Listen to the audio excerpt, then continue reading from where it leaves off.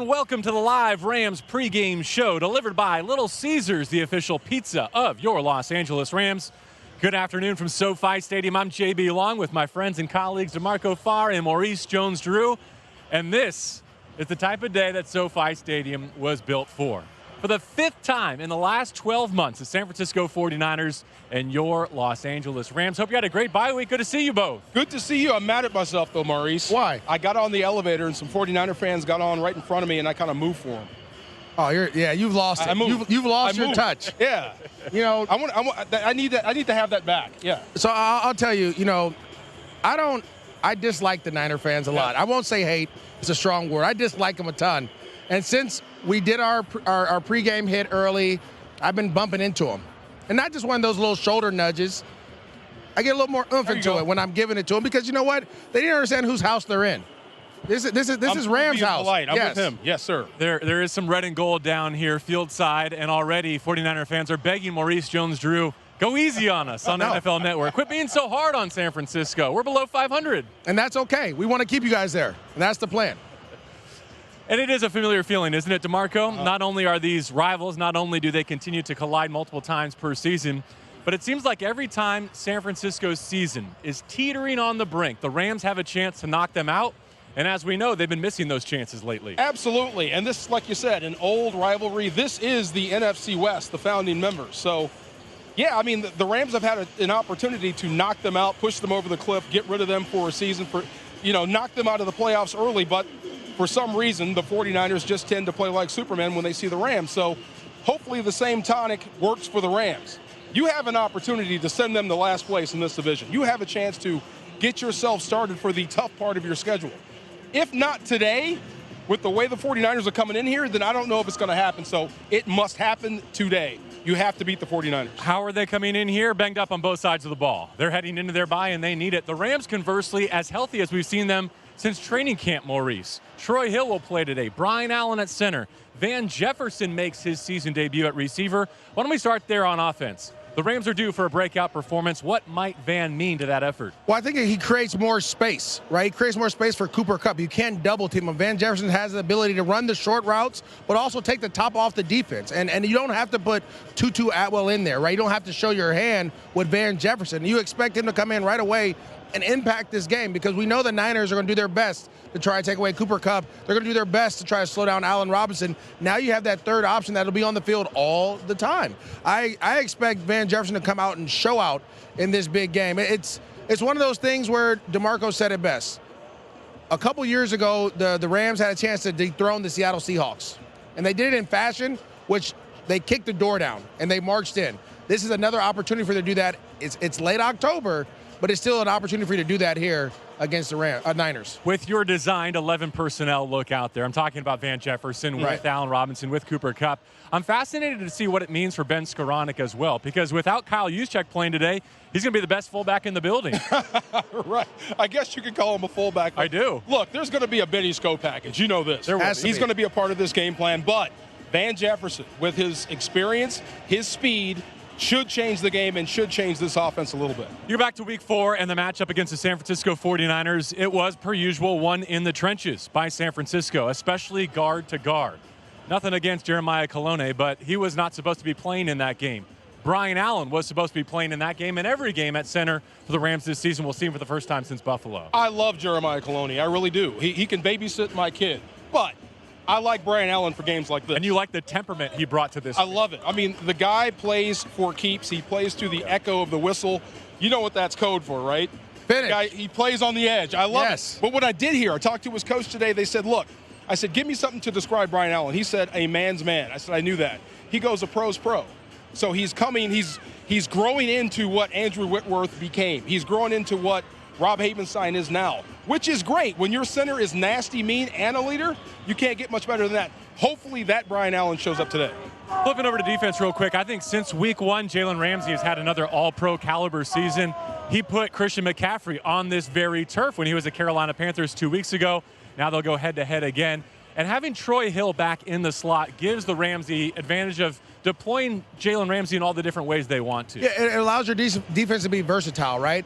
Troy Hill can go outside and match up outside. Jalen Ramsey can go in the slot and blitz. Or you could put Troy Hill in the slot where he's excelled in Los Angeles, right? Now, he went to Cleveland, didn't have the best. But here he plays lights out. He understands what they ask of him. They ask him to do things that he understands. So he can go out there and make plays. And he's a great guy in the slot. To me, again, when you start to get healthy and guys start coming back, you can run your whole defense. There's not 25% of it. It's not 75%. It's everything that you want to do. And what that does is it forces the quarterback to hold the ball a little bit so that all of a sudden your rush is getting home. Yeah, Jalen Ramsey, impressive, right? I wonder, can he lead this team in tackles? Can he be the top line in everything? I don't want him to. Tackles, sacks, tackles for loss, the whole nine. I've enjoyed the sacks the last couple of weeks, but I need someone not playing inside linebacker or corner to help Aaron Donald out in the pass. Exactly. And maybe Troy Hill helps them. Maybe he's that guy. To full strength. Absolutely. MJD called Troy the most versatile member of this Rams defense. The most versatile member of our team is Ricky Hollywood, a.k.a. Ricky Tamposi. Over to you. Hey guys, how are you? You're talking about pushing into Niners fans. Well, you guys have me in the dangerous territory here. I am surrounded by Niners in this end zone as they're warming up. But a few things that I'm looking forward to in this game is during the week after his press conference, Bobby Wagner talked about this game being a chess match and how the Niners offense can disguise plays that they're going to do a little bit differently than they've seen in the past. But rest assured, that means that they've been in the lab studying all week to get ready to prepare for this for the second time. I'm excited. Also, the second time, Christian McCaffrey is back in SoFi. About a week ago, Christian McCaffrey was traded to the Niners, and with no Debo today, I expect him to get a lot of targets, carries, and this could very well be a breakout game for him, so the Rams defense have to be prepared for that. Christian McCaffrey and Cooper Kupp are top 5 in scrimmage yards per game since 2021. So we got to have a big game on both sides of the ball here. And third, in the spirit of Halloween, what is scarier for the Niners defense than maybe center Brian Allen? During this week, people were calling him the angry center. I know you guys just touched on it, but it is exciting, and I think that that's a big, scary factor. Back to you guys. All right, thank you, Ricky Hollywood. We appreciate that rundown. Back with MJD and DeMarco Farr. Let's focus in a little bit more on this Rams defense. Since the loss to Buffalo, they've essentially been good for only 1 touchdown per game. We've seen some non-offensive scores against the Rams. That cannot happen here today.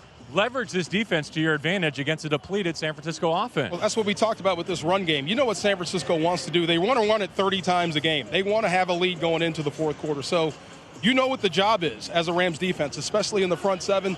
This is what I meant by being gap sound. They're going to run the ball at you. They're going to keep trying to chip away at you. They want to control the football. So what you can't have is a bunch of freelancers, guys making up their own stuff, voiding gaps, so Christian McCaffrey or said company can exploit that. Play your gap, play good sound defense, let the call that came in win the play, and then go be superstar. Well, I think the biggest thing is that certain guys have to show up today. Greg Gaines, A'Shawn Robinson. They're brought in to stop the run alone. That is your job. If you shut down the middle, this cutback, the pitch that winds back, if you can stop that, then you put San Francisco in a position they don't want to be in. 3rd and long, 3rd and medium, where they have to get the ball out. Depending on Garoppolo. Exactly. Yeah. So this is the thing. In the NFC Championship game, A'Shawn Robinson played lights out. He were both sensational in the postseason. Exactly. Yeah. You have to find that out. You're almost in the postseason right now. As I look over your shoulder, JB, the right tackle, Mike McGlinchey's ginormous.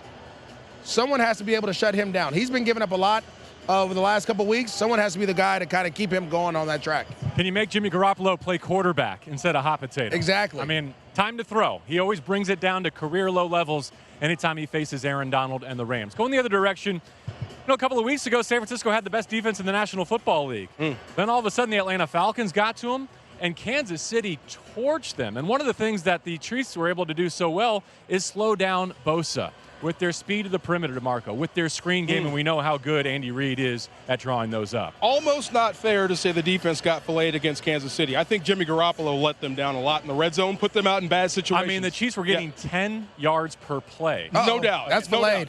But that's why good. Your quarterback has to help you on the other side, and they were getting no help. But I'm with you. Look, Nick Bosa is as good as they come. You've seen him. Have you ever seen a guy with that big of thighs and that small a waist? You got to go to Gold's Gym to find something like that. You know what I mean? Yeah. He is tremendous. So he can put anybody on skates. But the one way to avoid him, and the thing that stands out about him is I don't think he's ever lost to the Rams. All he knows. Garoppolo and Deebo Samuel undefeated against the Rams. So Bosa's one of those guys. Season. But the one way you can guaranteed to be avoid Nick Bosa is don't get in 3rd and long. Run the football effectively, stay out of those 3rd and long situations, and then go after him.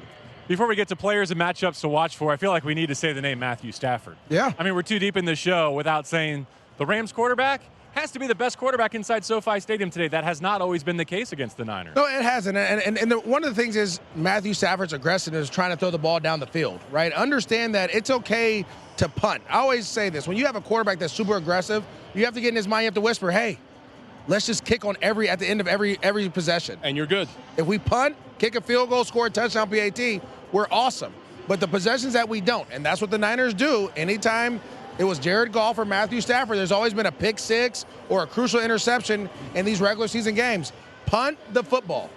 It's okay to punt and let our defense go and play field position so that we can move the ball forward when we get into striking zone. DeMarco, lead us off, will you, with a player to watch or a matchup to watch today against San Francisco? I'm watching BA, bad attitude, Brian Allen. Yeah. Look, he's the tip of the spear today. Like we said, who's the best player on the 49ers defense besides Nick Bosa? Fred Warner? Fred Warner. So, Brian Allen, that's your job. You are the Terminator. Go get him. Knock him down every play. If you do that, the Rams have a great job, or a great opportunity to win. So I'll say Brian Allen's my guy to watch. Yeah, for me, it's going to be Sean McVay versus Nick Bosa. And it's very similar of Andy Reid. How do you design run plays to run at him? Andy Reid kicks at their tackles if they ran that way, so he'd get up the field and they ran underneath. He protected his tackles. Will Sean McVay do something similar? Will he run screen game? Will he crack toss? Will he do different things? Different guys block him to get him off his edge. Jet sweep works really well. Jet sweep, Carroll. all those different things. How are you going to affect Nick Bosa with everyone else being out? Erica, if you're surviving the San Francisco end zone, feel free to jump in here with your player to watch. Yeah, maybe am I the player to watch? I mean, I could steal a couple of these exercise bands as they're warming up. I'll move over here a little. See, I could just take this. No, how about Brandon Ayuk? I want to. The Rams defense here. I'm totally taken back because I need to steal these rubber bands here. I think that without Deebo and Christian McCaffrey has the full playbook with him, I think the Rams can't count out Brandon Ayuk as well. No, you're right. He's had some good moments against these Rams. That's a good pick. All right, I get to go last, which means I always get to double dip. I get to pick two. My first is Cooper Kupp against Jimmy Ward. Jimmy Ward's in a contract year. He wants top safety money. They're making him play in the slot. Which is crazy. And that means he's going to be matched up against the best receiver on the planet, in my estimation, who thankfully got a week off to rest all that was ailing him, given how much he's played. So if Cooper Kupp can steal some of Jimmy Ward's contract money, I think that means good things for the Rams here today. And lastly, the matchup to watch for me, Rams house against the 49ers faithful. Good one. We're already beefing. It's already funk in the city. If that means you have to win with silent count, so be it. As long as today ends with the red and gold taking the escalators home. I like it. In sadness. Peace. Hopefully there's some GoPros set up by the exits today to capture those moments just as they did in the NFC Championship game. Good to be with you, MJD. We'll see you upstairs. DeMarco Farr on our sideline today as we broadcast this fifth meeting between the Rams and the 49ers in the trailing 12 months. 5 times in a year. Wow. They've met here in the month of October. Rams pregame show is always delivered by Little Caesars. Make sure you order Little Caesars online during the Pizza pregame and get it delivered. Or you can pick it up in store in the pizza portal. This will be America's Game of the Week, 1:25 to kickoff on Fox. You can also listen to the three of us on 710 ESPN or on Jack FM 93.1. For MJD, DeMarco Farr, and Erica Tamposi, I'm JB Long. Rams and 49ers in Week 8. Enjoy the game, everyone.